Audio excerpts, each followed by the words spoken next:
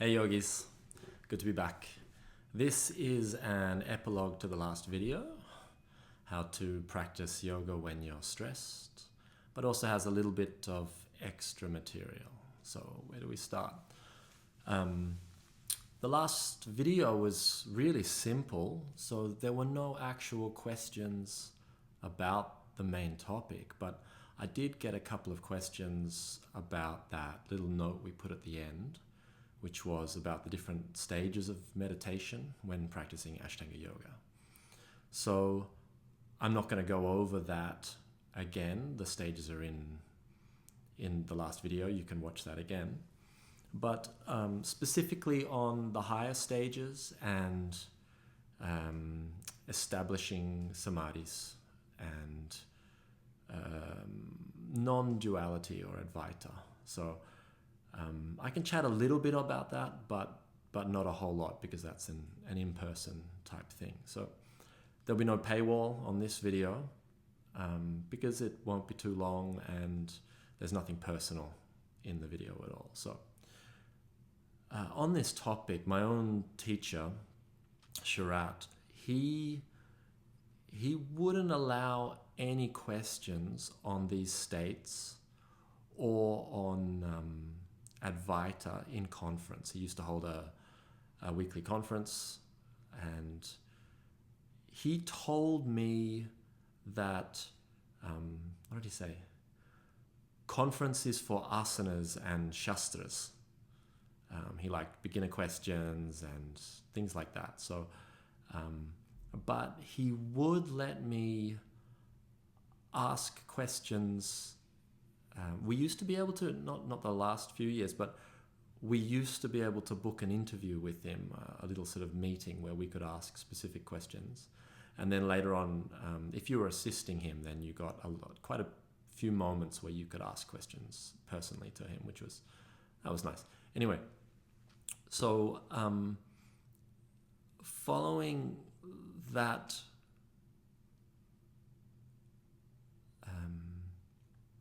not that code, I guess what I'll say is that in a way I agree with him. It's something like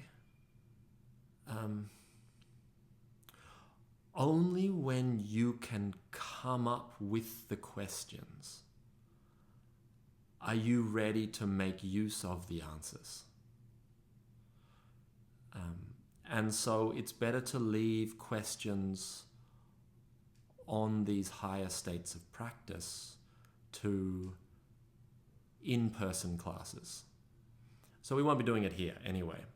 But my job and my job here is to help get you towards those sorts of places.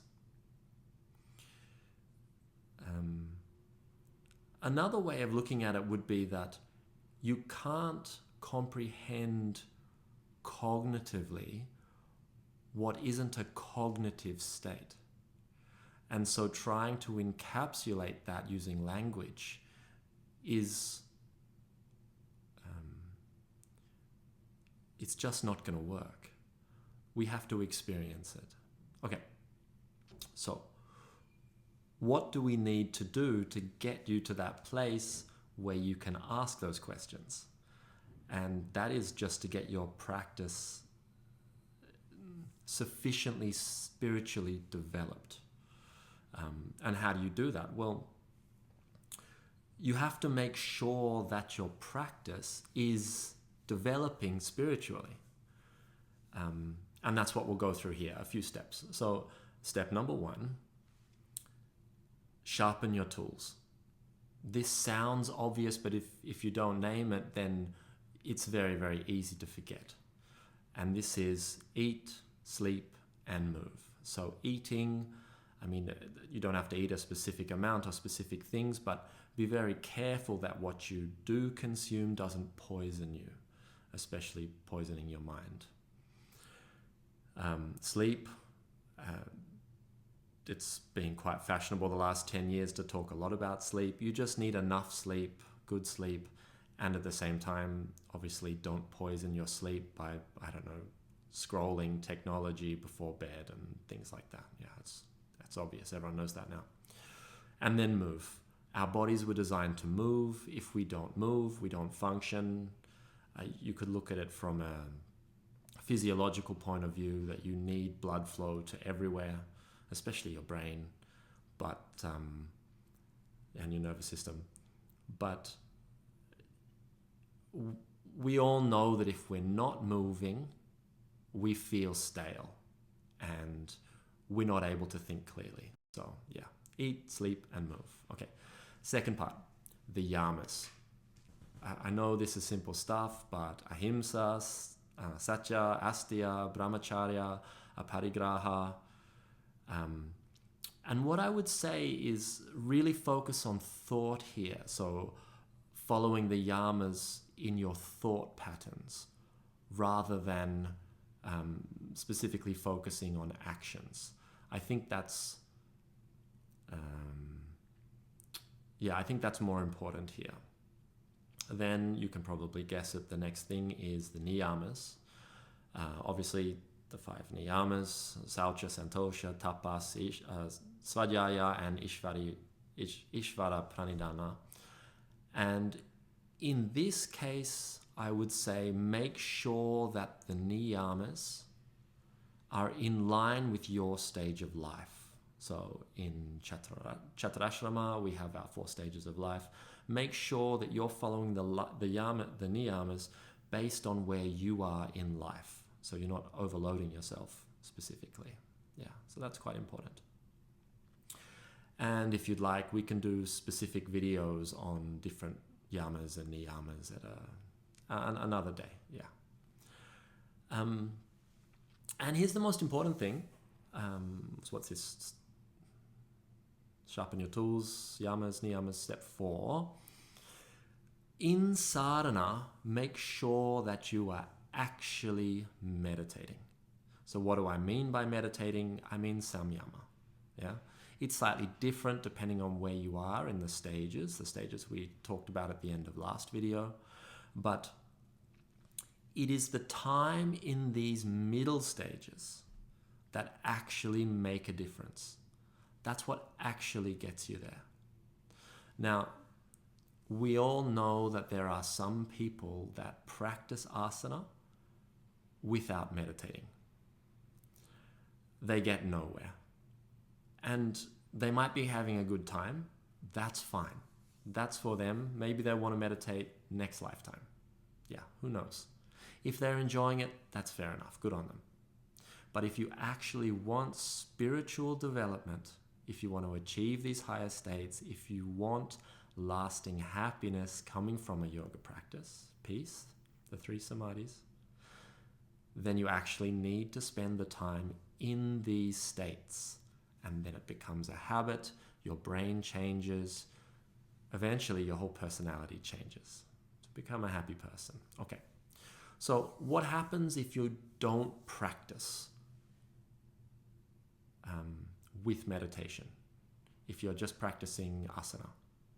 Well, then life gets tough. And when life gets tough, the people who haven't built up the resilience, the mental, it's not really resilience. If people haven't built up the stability that comes from a spiritual practice, then mentally or emotionally, they just fall apart.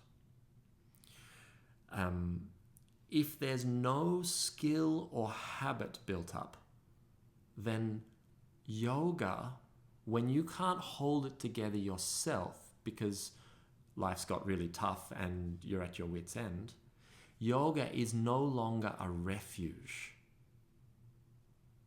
And we want yoga to be a refuge, whether you can put the effort in or whether you cannot.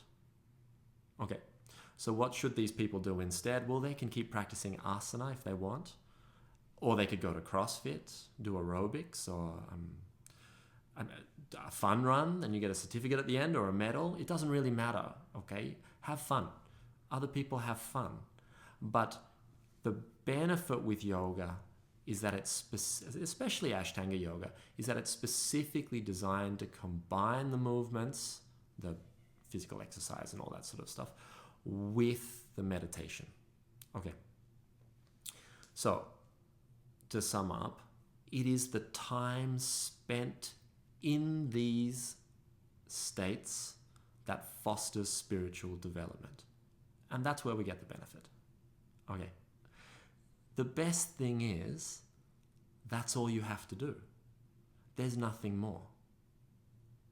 You don't have to do any special techniques on the mat. The rest will come in and of itself. There's one little tip I will give.